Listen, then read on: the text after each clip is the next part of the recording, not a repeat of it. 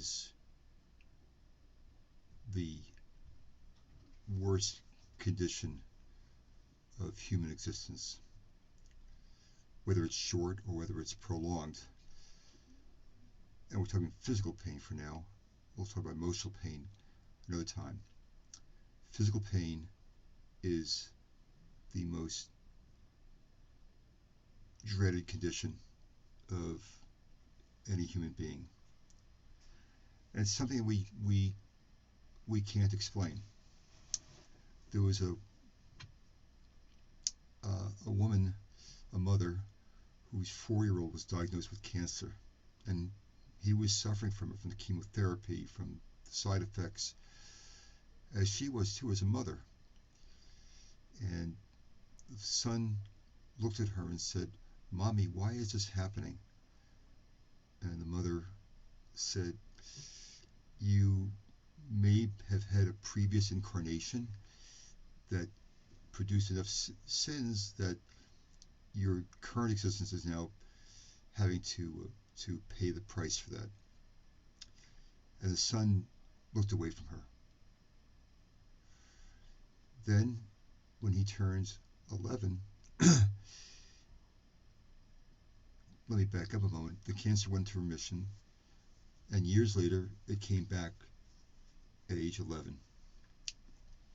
And he asked the same question, "Mommy, why am I going through this?"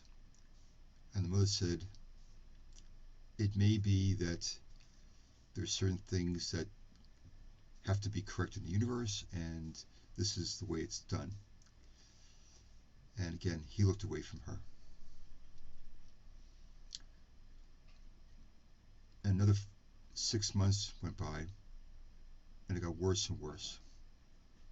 And the mother got worse and worse from experiencing all this.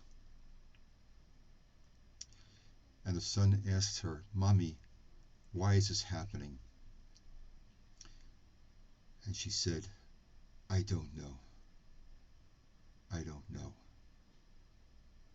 We don't know why people are put through pain, especially a child who has the essence of innocence. We don't know why. We don't know why the soul has left the body.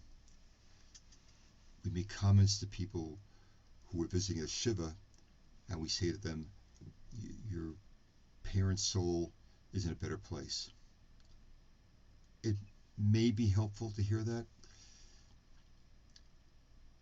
Ultimately, it's really that the person needs an ear, needs your empathy, needs your support, needs your quiet comfort, whatever it is. We have to be there for them. That's what this is all about. This is not about explanations. Explanations do nothing. They say nothing. In the Chumash, in Parshas Shemot, in chapter Shemot, Exodus,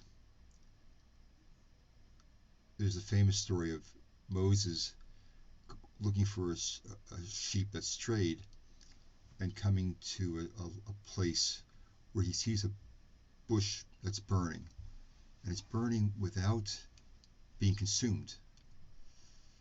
And he hears a voice coming from the bush saying, "Moses, Moses," and he's told to take off his shoes, because the voice of God is telling him this ground is a sacred place. That act of humility, of removing one's shoes, which protects the feet from the ground, an act of humility, can only exist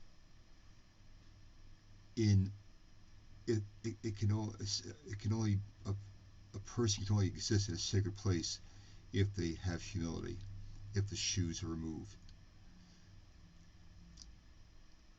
The burning bush is being burned continuously but not being consumed, and that's what a person, a mourner, is going through.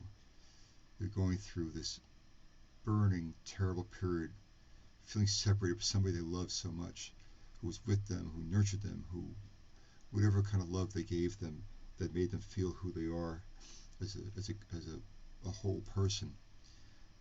That person's gone now. They're gone. And the burning continues and continues and continues, probably through the rest of their lives, without consuming them. They have to bear this terrible burden.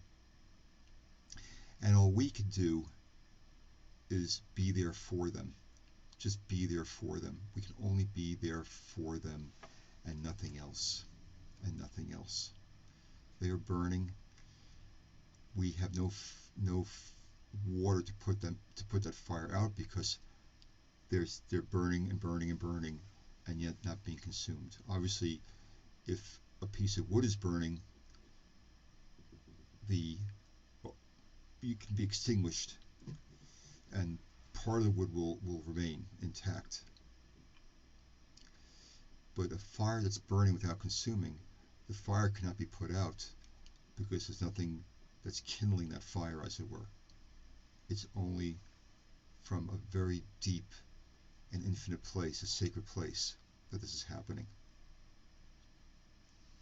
We can't explain it. There was a merchant, probably around the 1700s. He was in Russia, and he started leasing land, well-forested land. He started a lumber business. So trees were cut down, and they were either, shaved into boards, or they were shipped as the whole log to various parts of Europe, to England, Italy, France. Wood was in such great supply that he could sell it at a very good profit. But in order to have those logs shipped and even have them, cut down in such great quantities, he would procure loans from various bankers, and also his biggest banker was the Russian government. So he did so well in his business that he wanted to use it for a worthy cause beyond just the regular tzedakah. He wanted Jewish boys to attend yeshiva without having to worry about paying for it. And he made their education free by footing their bills, giving them free tuition, and all this came from the money flowing in from his business. So you'd think this would go on forever because it's a worthy cause. It's money being used for a purpose that will bring a generation of boys to be Torah scholars, and their children will become Torah scholars. It's a beautifully generative project. And he became the Rosh Yeshiva of his own yeshiva. So one day it came out in the news among the yeshiva people that several of the ships sending lumber into Europe were lost. They were lost in the Black Sea in a terrible storm. And without that lumber being paid for by the customers, the man would not be able to pay back the Russian government, and he would be wiped out. He would owe these huge amounts of capital, of money, and God knows what the Russian government would do to him. At the very least, he'd have to spend his life paying this money back. So nobody in the yeshiva knew how to tell him about this. He was the only one who didn't know yet. And they chose one of the boys, a young man really, to go in and give him the news. So the young man goes into his office and says, "Rebbe, I have a question for you. My question is this.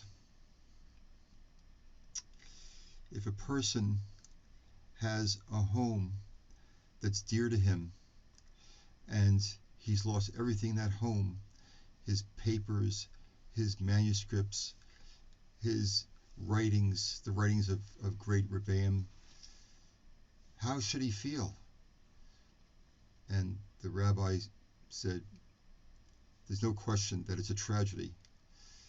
However, he should know that all comes from Hashem, and we should thank Hashem for good news as well as for bad news. We should welcome the good news and welcome the bad news."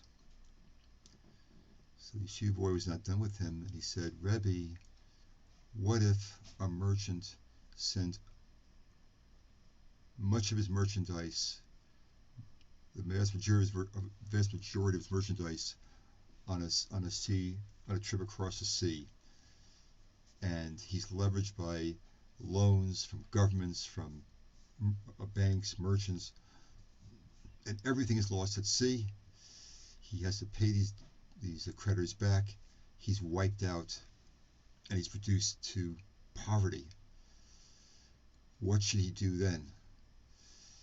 And the Rebbe said he should thank God for all the good news and thank God for this terrible tragedy, because he knows there's some good coming out of it. And then suddenly the Rebbe paused, and the reality of the situation hit him like a thunderbolt, and he fainted. It's very easy to qualify another person's pain in abstract concepts like welcome the news, treat it as good news, bad news is like good news. It's another when it happens to you.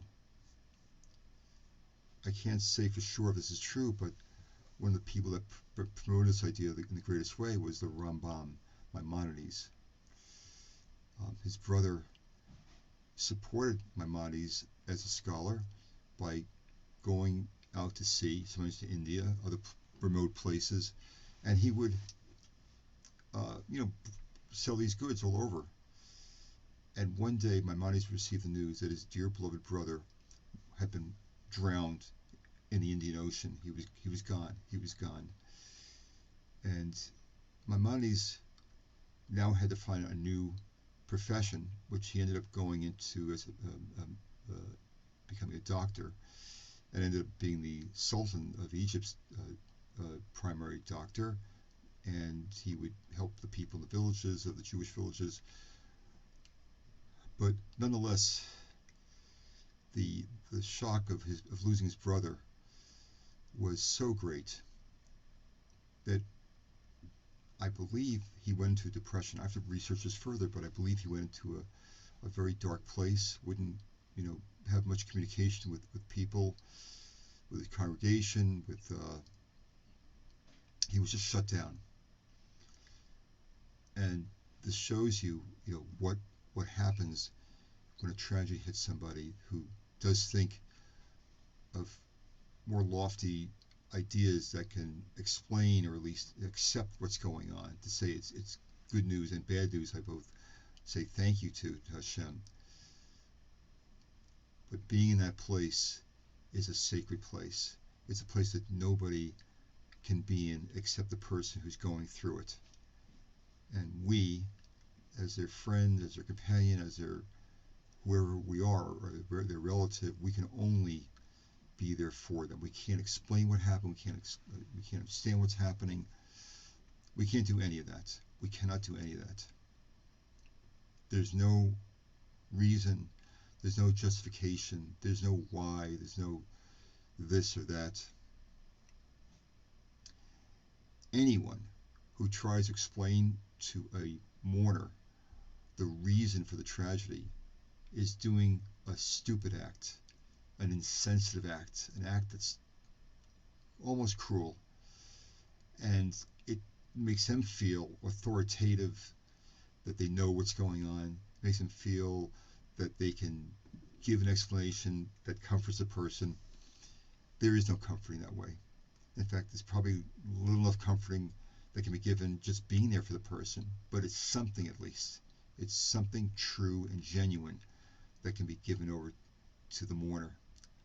A sense of comfort, a sense of giving, a sense of empathy, whatever can be done in that way, with sincerity, with love, with care, with empathy is probably the best way to describe it. Trying to get to their level of feeling and being there with them. That's the sacred.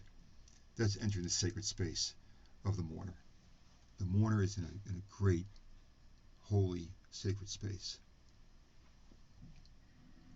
And we ourselves cannot actually enter that space. We can be around that space, but we cannot enter it. It's as if that person has become the Kohen Gadol. He's in the Holy of Holies. He's the only one experiencing the sacredness of God, but in the most horrific way. Horrific way.